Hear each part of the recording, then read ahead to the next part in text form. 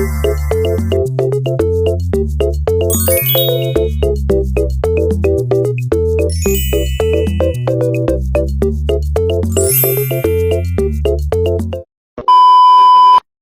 few moments later.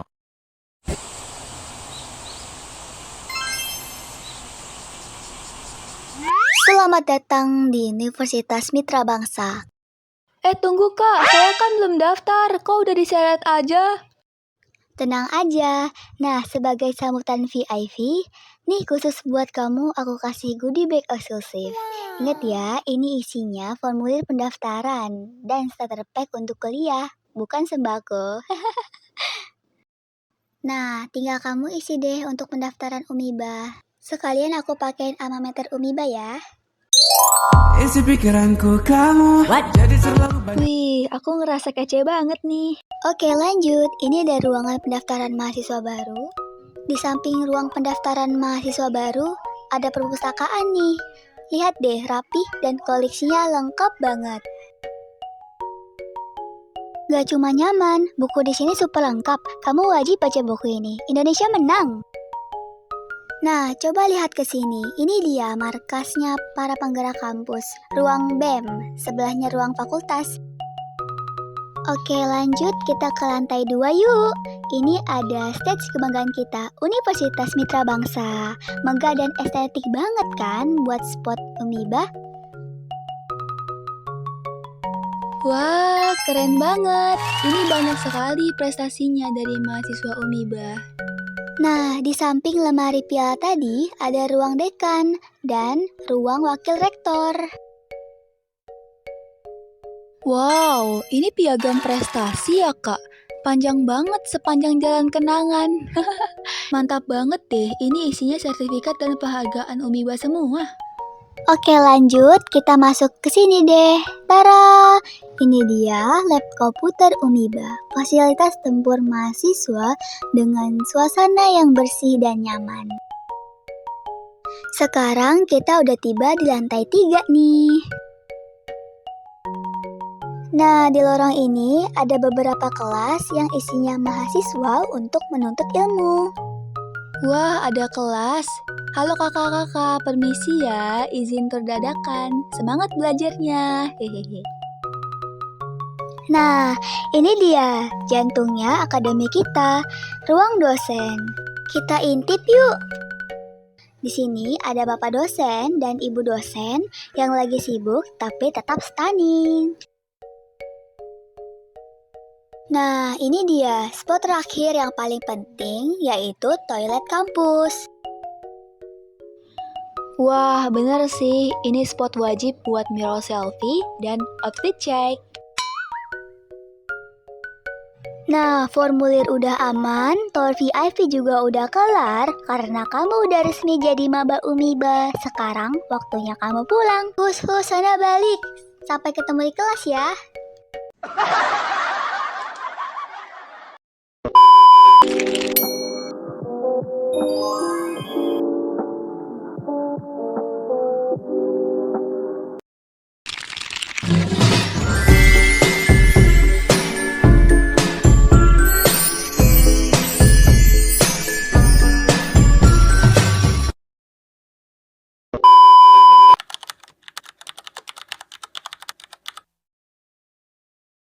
Assalamualaikum warahmatullahi wabarakatuh. Sebelumnya perkenalkan, nama saya Fathuda Wiwekalai Putri. Nama saya Tania Setiana Sinaga. Kami mahasiswa dari Umiba dan kami akan melaksanakan video ini sebagai syarat pemenuhan untuk nilai UAS dari Bahasa Indonesia dengan dosen pengampu yaitu Ibu Indri Astuti, SPD, MPD, MM. Nah, materi dari kita itu ada EYD atau Ejaan yang disempurnakan. Kita simak videonya bareng-bareng. See you. Kita lanjut ke apa saja sih yang akan kita bahas tuh di sini. Kita ada pengertian ejaan yang disempurnakan, ada juga menurut para ahlinya, terus juga jenis-jenis kata ejaan atau EYD. Terus ada ciri-cirinya, lalu ada tujuan ejaan yang disempurnakan, terus ada manfaat ejaan yang disempurnakan dan strukturnya, lalu kita ada metode penerapan EYD dan kerangka EYD yang disempurnakan. Apa sih ejaan yang disempurnakan itu atau EYD? Nah, EYD itu merupakan pedoman resmi yang mengatur tata cara penulisan bahasa Indonesia agar sesuai dengan standar yang baik dan benar. Pedoman ini sangat lengkap karena tidak hanya mengatur huruf, seperti kapan harus memakai huruf, kapital atau miring. Secara sederhananya, EYD hadir sebagai penulisan kata atau standar hingga aturan penulisan istilah dunia tulisan dari bahasa. Tujuannya adalah agar setiap karya tulis, baik itu tugas kuliah, surat maupun artikel, memiliki format yang seragam, rapi, dan misalnya tidak menimbulkan salah paham bagi siapapun yang membacanya. Terus di sini masih ada pengertian EYD, tapi menurut ahli, yang pertama ada Alek dan Ahmad tahun 2011. Menurut mereka, ejaan adalah keseluruhan peraturan melambangkan bunyi ujaran, pemisahan dan penggabungan kata, penulisan kata, huruf, serta penggunaan tanda baca. Yang kedua ada Ida tahun 2010. Dia menjelaskan ejaan sebagai keseluruhan peraturan tentang bagaimana melambangkan bunyi ujaran dan bagaimana hubungan antara lambang-lambang itu, termasuk pemisahan dan penggabungannya. Nah, berdasarkan berbagai definisi dari para ahli di slide sebelumnya, dapat ditarik benang merah bahwa ejaan yang disempurnakan atau EYD adalah seperangkat kaidah atau aturan tulis-menulis yang wajib dipatuhi oleh pemakai bahasa. Aturan ini meliputi 3 aspek teknis utama, yaitu penulisan huruf, penulisan kata, penggunaan tanda baca. Lalu kita lanjut ke jenis-jenis kata. Nah, di jenis-jenis kata itu kita ada kata verba atau kata kerja, kata adjektiva atau kata sifat, kata benda atau nomina, kata bilangan numerilia, kata ganti promina, kata keterangan adverbia, kata penghubung konjungsi, kata majemuk. Nah, contoh dari kata kerja itu kayak menganalisis atau mengelola. Terus ada contoh dari kata sifat itu ada profesional atau akurat. Kata benda itu contohnya perusahaan atau laporan. Nah, untuk kata bilangan contohnya ada pertama sampai 10. Terus ada kata ganti, yaitu contohnya mereka atau beliau. Kata keterangan contohnya segera atau sangat. Nah, kata penghubung atau konjungsi contohnya dan karena. Kata majemuk contohnya tanggung jawab. Nah, kita lanjut. Di sini ada ciri-ciri ejaan yang disempurnakan. Yang pertama itu modernisasi dan penyederhanaan abjad. Salah satu ciri yang paling mencolok dari EYD itu adalah pembaruan lambang bunyi agar lebih praktis dan efisien. Menyederhanakan gabungan huruf yang kompleks menjadi lebih ringkas. Contohnya, perubahan konsonan majemuk dari sistem lama seperti TJ menjadi C, DJ menjadi J, dan NJ menjadi NY. Hal ini mempermudah proses pengetikan dan keterbacaan teks secara global. Terus yang kedua, ketegasan dalam perbedaan fungsi kata EYD, memiliki aturan yang konsisten untuk membedakan kategori kata, terutama yang memiliki kemirikan bentuk dalam berbeda fungsi. Ini sangat penting untuk menghindari keracunan makna dalam konsumen resmi. Contohnya, pemberian penulisan kata depan dan lain-lain ke dari, yang wajib dipisah dengan imbuhan di strip, ke strip yang wajib dirangkai. Tulisan yang dipresisi ini mencerminkan profesionalitas penulisnya. Masih di ciri-ciri, ada standarisasi penyerapan istilah asing sebagai bahasa yang dinamis. Bahasa Indonesia banyak menyerap kosakata asing. EYD memberikan ciri khas berupa sistem adaptasi yang teratur, di mana kata asing disesuaikan dengan fonologi atau bunyi Indonesia tanpa menghilangkan jejak etimologinya. Contohnya penyesuaian akhiran asing seperti ism menjadi isme, atau sion menjadi si, tion ya dibacanya. Hal ini membuat bahasa Indonesia tetap relevan dengan perkembangan ilmu pengetahuan dunia. Oke, di slide selanjutnya ini ada tujuan ejaan yang disempurnakan, teman-teman. Nah, jadi di sini itu ada yang pertama, menyeragamkan kaidah penulisan bahasa Indonesia bagi seluruh pengguna bahasa di berbagai daerah. Nah, yang kedua itu ada membuat penyampaian informasi dalam komunikasi tertulis menjadi lebih jelas, terarah dan tidak bermakna ganda. Dan yang ketiga itu ada melindungi dan menjaga kebakuan bahasa Indonesia dari pencampuran bahasa asing atau bahasa pergaulan yang kurang dari tepat konteksnya. Nah, yang keempat itu menjadi standar acuan utama dalam menyusun dokumen resmi, surat menyurat hingga karya ilmiah agar terlihat proporsional. Nah, jadi tujuan dari EYD ini itu sangat esensial. Selain untuk menyeragamkan kaidah penulisan di seluruh daerah di Indonesia, tujuannya adalah memastikan komunikasi tertulis kita ini terarah dan tidak bermakna ganda. Ada slide selanjutnya yaitu manfaat ejaan yang disempurnakan. Nah, lalu apa sih sebenarnya manfaat kalau kita taat sama ejaan yang disempurnakan? Nah, di sini ada 4 poin. Yang pertama itu pastinya menghindari kesalahpahaman makna waktu orang baca tulisan kita. Nah, yang kedua, tulisan kita bisa jadi standar komunikasi yang baik. Nah, yang ketiga itu ada ini yang paling sering buat kita sebagai mahasiswa manajemen. Jadi EYD itu bisa meningkatkan kualitas dan kredibilitas dokumen kita. Bayangin kalau kita bikin proposal ke investor tapi ejaannya itu berantakan. Nah, pasti langsung dinilai kurang profesional. Nah, makanya yang terakhir nih manfaatnya adalah menjaga keteraturan bahasa Indonesia itu sendiri. Ke struktur EYD. Nah, yang pertama ada pemakaian huruf. Huruf kapital dipakai untuk mengawali kalimat, dipakai pada huruf pertama petikan langsung. Dipakai sebagai huruf pertama untuk menyebut hal-hal yang terkait dengan ketuhanan, nama gelar, kehormatan, keturunan. Dipakai sebagai huruf pertama unsur nama jabatan dan pangkat yang diikuti nama orang atau yang dipakai sebagai pengganti nama instansi atau nama tempat. Contohnya Universitas Mitra Bangsa. U dan M dan B di situ menggunakan huruf besar.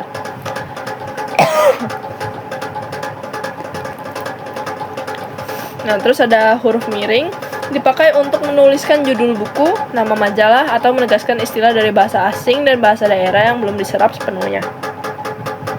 Kita lanjut. Yang kedua ada penulisan kata dasar dan berimbuhan. Kata yang mendapat awalan atau akhiran harus ditulis serangkai. Contohnya mengelola, dikoordinasikan. Nah, terus yang ketiga ada penulisan unsur serapan. Penyesuaian ejaan dari bahasa asing atau Arab, Inggris, Belanda, dan lain-lain ke dalam bahasa Indonesia agar pelafalan dan penulisannya sesuai dengan kaidah baku kita. Contoh, manajemen menjadi manajemen, sistem menjadi sistem, standar menjadi standar. Kita lanjut. Masih di struktur, yang keempat kita ada penggunaan tanda baca. Tanda baca yang diatur dalam EYD, beberapa tanda baca akan tetapi dalam penelitian ini difokuskan pada 4 tanda baca, yakni tanda titik, tanda koma, tanda hubung, dan tanda titik 2. Slide selanjutnya ada metode ejaan yang disempurnakan. Di sini ada penerapan dan pembahasan ejaan yang disempurnakan dilakukan melalui beberapa metode utama, yaitu yang pertama jalur pendidikan formal, yang kedua ada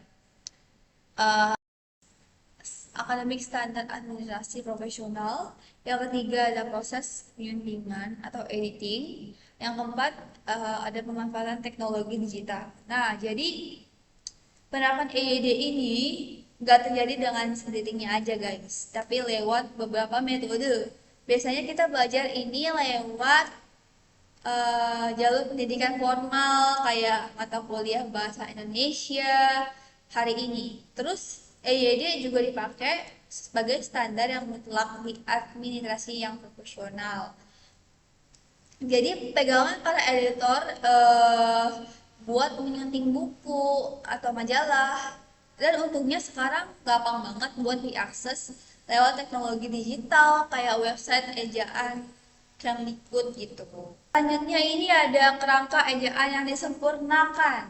Nah, di sini tuh ada beberapa ya strukturnya. Yang pertama itu disusun oleh otoritas resmi, dirumuskan, dikaji, dan dievaluasi secara berkala oleh Badan Pengembangan dan Pembinaan Bahasa atau Kemdikbud. Lalu yang kedua itu ada evolusi historis. Yang ketiga ada adaptasi modern atau EYD edisi V. Jadi itu kerangka terbaru dirancang secara khusus untuk mengkomodasi pesatnya perkembangan teknologi, ilmu pengetahuan, serta masuknya kosakata dan istilah yang serapan baru gitu. Jadi EYD ini nggak dibikin secara sembarangan ya guys, teman-teman.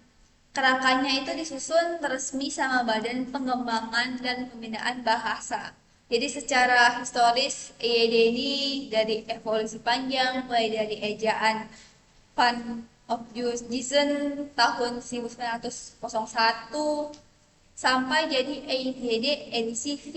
Nah, jadi yang kita pakai sekarang ini edisi V. Nah, versi terbaru ini dibikin adaptif banget buat mengkomunikasi istilah-istilah teknologi dan pengetahuan modern. Oke teman-teman, di sini kita masuk ke contoh studi kasus. Di sini ada video. Jadi biar kita nggak bosan, kelompok kami ini udah nyiapin contoh kasus lewat video ini. Ini tuh adalah video analisis dari Badan Bahasa tentang kesalahan yang sering banget diucapkan saat pembawa acara atau MC. Jadi kita bahas bareng-bareng ya. Di video tadi ada 4 kesalahan fatal yang ternyata udah jadi kebiasaan kita. Yang pertama itu ungkapan waktu dan tempat kami persilahkan. Ini secara logika salah ya teman-teman. Karena waktu dan tempat itu benda mati. Masa disuruh maju gitu. Terus harusnya langsung aja sebut nama orangnya, misalnya kepada Bapak Udin, kami persilahkan gitu. Nah yang kedua dan ketiga ini tuh penyakitnya yang sama ya guys, yaitu pleonasme atau pemborosan kata. Jadi kita sering dengar bapak-bapak dan ibu-ibu sekalian itu atau para hadirin sekalian, padahal kata bapak-bapak atau ibu. Slide ini tuh merangkum poin-poin analisis dari beberapa video tadi ya. Jadi inti dari permasalahannya itu sebenarnya ada pada pemborosan kata atau pleonasme dan penggunaan diksi yang secara logika kata bahasa tidak sesuai kaidahnya. Nah, kesalahan seperti ini sering banget terjadi dan dinilai wajar ya teman-teman, karena saking seringnya kita dengar di acara-acara. Padahal kalau kita kali ke pedoman yang benar, kayak struktur kalimat yang jelas, pasti keliru. Teman-teman, di sini udah sampai akhir di penghujung. Di sini ada kesimpulan dan saran. Nah, kesimpulan yang bisa kita ambil atau kita tarik hari ini adalah analisis pendapatan EYD dalam karya ilmiah merupakan langkah penting dalam memahami penggunaan bahasa Indonesia yang benar dan konsisten dalam konteks akademik. Dengan meningkatkan kesadaran, pemahaman, dan kepatuhan terhadap EYD, dapat diharapkan penulisan karya ilmiah yang lebih berkualitas, jelas, dan konsisten dalam penggunaan EYD. Nah, jadi pemahaman dan penerapan EYD itu merupakan langkah yang paling penting ya guys. Apalagi buat kita di lingkungan yang akademik. Kalau kita patuh sama aturan EYD, kayak tugas karya ilmiah, makalah, atau laporan bisnis yang kita buat ke depannya itu pasti bakal jauh lebih berkualitas. Nah, pesannya jelas ya teman-teman, dan pastinya terlihat sangat lebih profesional. Gitu. Selanjutnya, sebagai saran penutup dari aku dan Fat. Nah, sebagai penutup dari aku dan Fat, mari kita ubah kebiasaan kecil kita mengerjakan tugas. Biasakan selalu melakukan proofreading atau baca ulang naskah sebelum dikumpulkan. Nah, lalu kalau pas mengetik tiba-tiba ragu untuk misalnya yang ejaannya itu kurang atau gimana, tolong jangan sekedar degang aja. Jadi kita harus biasakan membuka aplikasi KBBI atau cek langsung di websitenya ejaan Kemdikbud.go.id yang gratis dan sangat mudah diakses. Itu ya teman-teman. Oke teman-teman, di slide terakhir ini adalah daftar pustaka yang memuat rujukan-rujukan resmi dalam menyusun materi EYD kami hari ini. Sekian pemaparan materi mengenai ejaan yang disempurnakan dari kelompok kami. Terima kasih banyak kepada Ibu Indri selaku dosen pengampu dan teman-teman yang sudah meluangkan waktu untuk menyimak video presentasi ini hingga akhir. Mohon maaf apabila ada kekurangan. Sampai jumpa. Assalamualaikum warahmatullahi wabarakatuh.